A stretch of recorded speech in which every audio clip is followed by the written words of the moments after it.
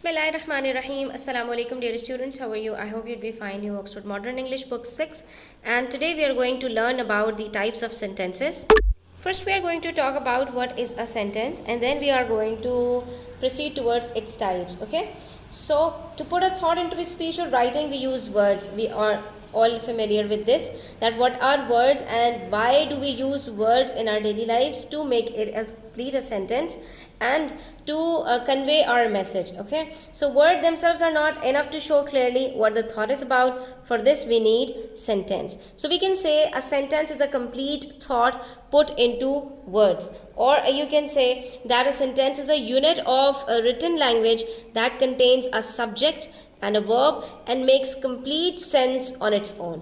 So a sentence is something that makes a sense, complete sense on its own, and it's begin with a capital letter and ends with a full stop, exclamation mark or question mark. So this is the basic definition of a sentence. Okay, students?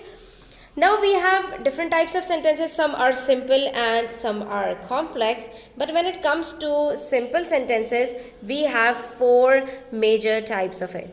And it could be in the form of statement, question, command, or exclamations. Or you could say that these four could be comprised of declarative, imperative, exclamatory, or the interrogative. Okay, so statement is basically declarative that conveys some information. It could be right or wrong, it could be true or false. So to convey a piece of information, we use a statement. For example, if children work hard, they will grow into bright adults, or the pie had exploded. So these are types of statements where the fact or piece of information could be described as true or false, but the subject always comes before the verb, and most simple sentences are statements, and statements end up with a full stop, as you can see here.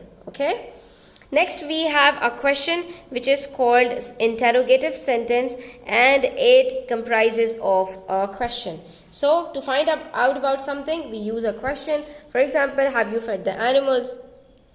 What is your name? Where are you going? Why did the pie explode? And these are the types of questions. Next we have a type of question that is called imperative, and it includes commands. Okay, for example, to tell someone to do something or not to do it, we use a command. But it also includes request, appeals, wishes, and so on. It just not comprises of commands only. Commands are the orders. It is part of imperative sentence, but imperative sentence includes other types of these statements, like appealing someone, asking for a favor, or requesting for something. So these are all included in the third type, that is imperative. Okay, for example, here we have a command as don't waste your time, do not open the oven. For example, similarly, we can request please do not touch the pie. So these are all included in this imperative sentence. Then we have number 4, where we are going to show up our exclamations, our feelings, our emotions. So it is part of all exclamation, and these type of sentences are called exclamatory. Okay, so what a beautiful rose, the pie had exploded, what is this, alas, yahoo. These are all types of excitements, and they are included in exclamatory sentences. Okay, now we have an exercise where we have to pick out the statements, questions, commands, and exclamations. So let's discuss them in detail. The boards are torn up. It's just a statement. We will say statement. Did you hear what I said? Now we have to figure out if it's a question or a command. We will look at the question mark. It states that it's a question and not a command. Did you hear what I said? Then we have keep it safely in our trunk. You are commanding someone. You are giving some orders in this form of keep it safely in a trunk. So it's a command.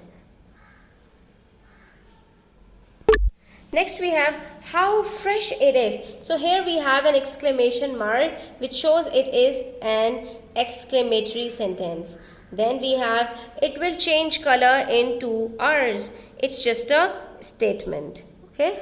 Here we have no question, no commands, no exclamation. Throw it away. It's a command. I burnt it yesterday. So again, it's a statement that I'm telling about something. It could be right, it could be wrong. Have you burnt it yet? It's a question. So we can say it's an interrogative sentence. Next we have question number 2, which says make questions from the sentences below. We have been provided with some sentences and we have to make questions for them. For example, I'll tell you. Will I tell you? Yes, I will tell you. Sometimes students, we can make the sentences by just bringing the helping verb in the beginning. So we can make the sentence like had it tax in it. Just shift these 2 words, had it tax in it, and change this question full stop with this question mark. It will turn into a question. Next we have there were places with no carpet on the floor. So it's a different type of question, students. We can make a question like was there carpet all over? So the answer could be there were places with no carpet on the floor. Next we have he sat down on the grass. So we are telling that he sat down on the grass. So we can say that where did he sit? Where did he sit? Simple. We will change this past tense with this did in the question. She finds it hard. Next, she finds it hard. What did she find hard? So we can ask here the question, was the exam easy? Simple. Was the exam easy? She finds it hard. Or you may say, how was the exam?